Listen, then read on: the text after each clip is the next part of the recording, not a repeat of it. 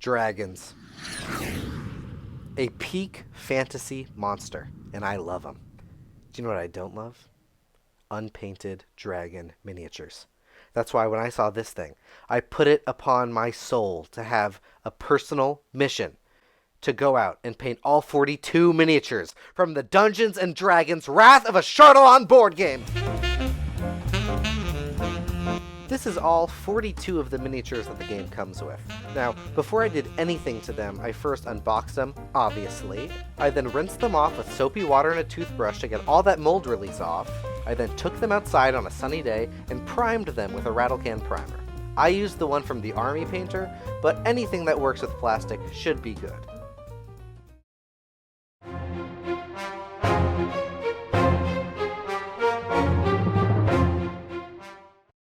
The first of our heroes is going to be Hexen, the Dragonborn Wizard.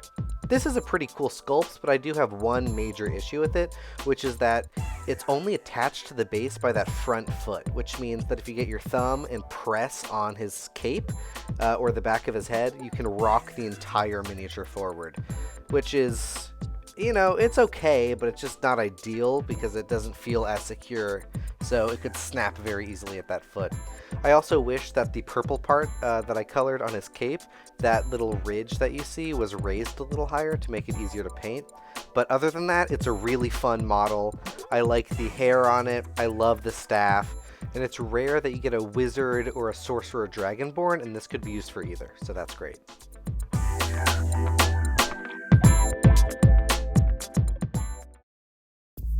Our second hero of the game is Vistra, the dwarf fighter. I really like this model. Granted, it was a big pain to paint the cloak that you're going to see in a second. All of these checkers made it really, really difficult for me as it's my first time kind of doing this sort of pattern on a miniature. I did love painting that bear head. This armor was really fun, really easy to do with just a base coat and a wash because there's excellent detail. The stitching on the inside of the cloak, that was not my favorite. It was really hard to reach in some places, but I do think that it really tied the model together. I had a really fun time painting this one, and I feel very proud of how her face came out. The most stealthy of the party in the Wrath of Ashardalon game is Tarak, the half-orc rogue. This miniature is sculpted kind of interestingly, where almost all of his body is leaning to the front. This causes it to be a little bit unbalanced, but the base kind of holds him up, so it's pretty okay. His crossbow does stick out quite a bit, though, so it could be a little crowded if you're going to use him for actual D&D and not just the Wrath of Ashardalon board game. I really like his armor. At first, I wasn't sure that I was going to enjoy painting him, but as I was going along, once I put that wash on and all the details came out, I was really, really happy with it, and the model really grew on me over time. I'm especially proud of his eyes.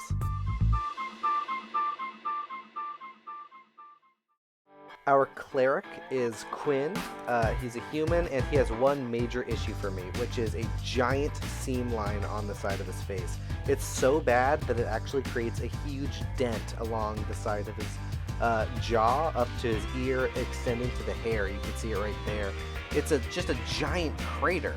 The rest of his sculpt is fine, however. I really like the dynamic flow of the cape and his arms in a nice action pose, but man, I really can't get over that seam line. I feel like I made it work to the best extent that I could, but it prevented me from using any washes, otherwise it would just stick out like a sore thumb. It still is a really cool model, so I'll probably end up using him as an NPC.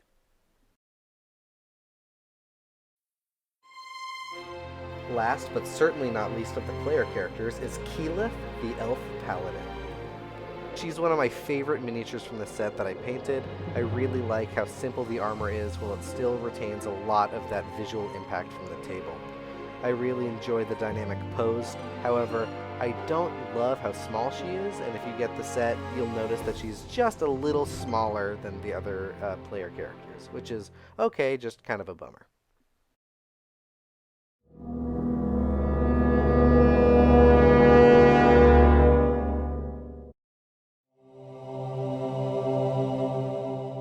Our Our next couple minis are going to be a bunch of humanoid enemies for this board game.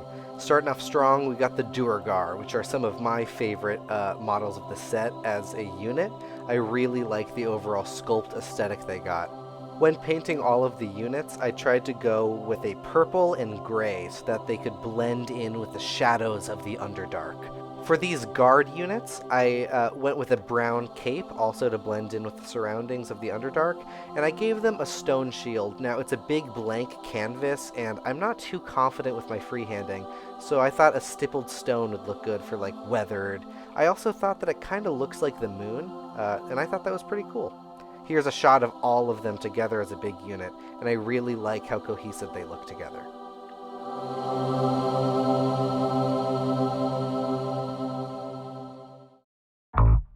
The next unit in the set is going to be the human cultists. I painted them up as if they're part of the cult of Ashardalon, of course, and I'm going to be honest, they're not my favorite sculpt. I feel like they're just a little too big, that they're almost out of the scale, which is kind of a bummer. I do like the skulls on the back and their interesting ritual weapon, like that mace maybe, but I just couldn't find the joy in the paint job of these ones. And that's kind of a bummer, but, you know, it's only 3 of them, so I moved on. Our last group of humanoid enemies are going to be the orcs, and there are a lot of them. Out of the entire set of 42 miniatures, the orcs make up 7 of them. That's more than the player characters got, which I think is interesting. However, they are a great addition to any DM for D&D, because orcs are one of those troops that you're going to need a lot of to run effectively, in my opinion. This set of 3 orc smashers was the first ever batch paint I've done, and it was a very frustrating process, but I learned a lot, and I like how they came out. Here are the orc archers, and I don't know if you can tell, but I painted them wearing shirts, and I think that was a mistake, because I took a closer inspection of their models when I was done batch painting them, and I realized there was no seam line on the back of the shirt, and what defined the front of the seam for the shirt was actually a necklace. So these guys are a little more armored and protected than the sculpt I think intended them to be, but I think they look pretty cool. The final unit for the orcs is Crash, the Orc Storm Shaman. He's a really cool sculpt. I like the wolf pelt cape that he has. I really like the sword that he's got too. It's a really interesting handle that I think adds a lot to the mini. I'm really proud of this one. It was really frustrating to paint for me for some reason, but I persevered, and I'm really happy with the entire set of 7 orcs. I think they look very cohesive as a unit, and I'm excited to put them in a lot of my games going forward. Here's a nice shot of all of them together. Get ready for mischief, because here comes 4 kobolds. This is the small unit of 3. These are kobold dragon shields. I really, really love the armor on these guys. It was so fun to paint. A wash goes a long way on these models because they are super detailed. So as long as you get a thin prime, it's going to be an easy paint job. This is the leader of the kobolds. I think its name is Mirak. They're also a kobold dragon lord instead of a dragon shield. They got this nice backpack on. The armor's not as great, it's more scaly. They do have an interesting shield. Once again, I like the shield and armor on the previous model more, but it's a nice sculpt. It's a little bigger, which is nice. It helps it stand out as the captain. Straight from the 9 hells, these Legion Devils are some of the worst models of the set in my opinion. I was really, really not excited to paint them, much like the cultists. However, once I painted them, they actually grew on me, unlike the cultists. You can see that the detail in the chest plates and the back of the chest plate is kind of shallow, which means that the paint doesn't really have much to do when you do a wash, but that might have been due to error on my behalf if it was a too thick coat of primer. It's hard to say, and I don't have another set to compare them with. I tried a new method of painting, which was stippling. That's new for me. I think it came out really well, especially on this more orangey one right here in the front right now. I'm really proud of it.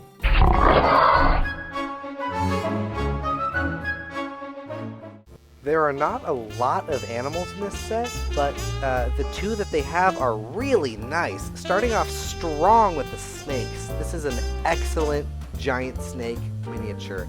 I really like the depth that the scales have in this one. It makes it super easy to use a speed paint or a wash or anything like that. When I was painting the green snake, I was using a new paint and I did not know that it was metallic. And I didn't notice until it was too late, but I think it actually came out pretty cool. It's got that nice shine of scales. But my favorite one is this more fleshy pink snake that I got in the back.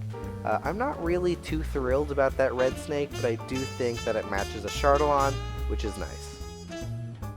The models that brought me the most joy painting had to have been these bears. They were super well sculpted. They got so much nice fur detail. They are sculpted in a way that they kind of look like they're dancing with each other almost ready for prom or getting ready for a conga line when they're all lined up like this. I kind of love that about them. The depth of the hair grooves is also perfect for using speed paints just like the snakes, which made painting these super easy. For the polar bear and the grizzly bear, I used speed paints, and I wanted to try something else for the black bear, so I tried dry brushing. I don't know if it came out as great, but I'm happy with the three of them as a whole, and it never hurts to have more animals.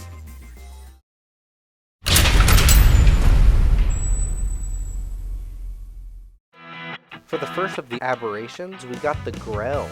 These are weird little floating brains with beaks and tentacles. I was super excited to paint them when I first got the set, but they turned out to be kind of difficult. The base is really flimsy on these for some reason, which means my painting handle kind of creased them, so they rock back and forth now, and it was hard to get the tentacles on the inside. But overall, I think they look great. The gloss varnish made them look all slimy and gross. This grotesque pile of flesh is a gibbering mouther. They were really fun to paint. I primed mine white and then used speed paint to get the skin tones. I also painted that red one, that color, because it's the original, monster art in the book. But the other ones, I painted two different flesh tones, and I think it's awesome and disgusting. The hardest challenge about all of these ones were trying to get the teeth and the eyes. But I think they look really cool, really freaky, and I'm excited to put them on my table and scare my players. Up next is Bellax the Goth. This is an awesome miniature. It's one of my favorites of the sets by far, especially because of the paint job I did. I'm really proud of myself. I was having a hard time choosing a color scheme, and I think gray is awesome for this one. It's also a fun monster to have. I love a classic beholder, and even though this is not a beholder, it is very, very similar, in aesthetic, of course. Just make sure you keep your magic items away from it. Our last Aberration is the Duergar. This is a really nice sculpt that I'm a huge fan of. I think that it has really nice detail in the depth of the skin. You can see a lot of wrinkles on it. I also enjoyed painting the tentacles and the tongue. It was my favorite part, I think. I gave it all these little dots to be taste buds, but I think it kind of ended up looking like a strawberry, especially because of how it's shaped. I think it's kind of cute, kind of fun. I gave the inside of the mouth and the teeth a gloss varnish, and I think it makes it look like it's salivating and ready to eat one of our player characters.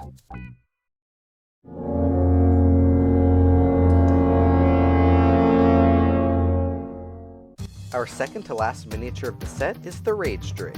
This is a pretty cool sculpt. It's got a nice dynamic pose. Its head and tail kind of are too big for the base, but it's so awesome that I think it makes up for it. I went with this magma color scheme with a bright yellow at what I consider to be some of the warmest points, although I'm not sure if I did that correctly because I should have done it a little lower on the sides, but I think it still looks cool. I put a bright yellow in the mouth to make it look like it's ready to breathe fire at you.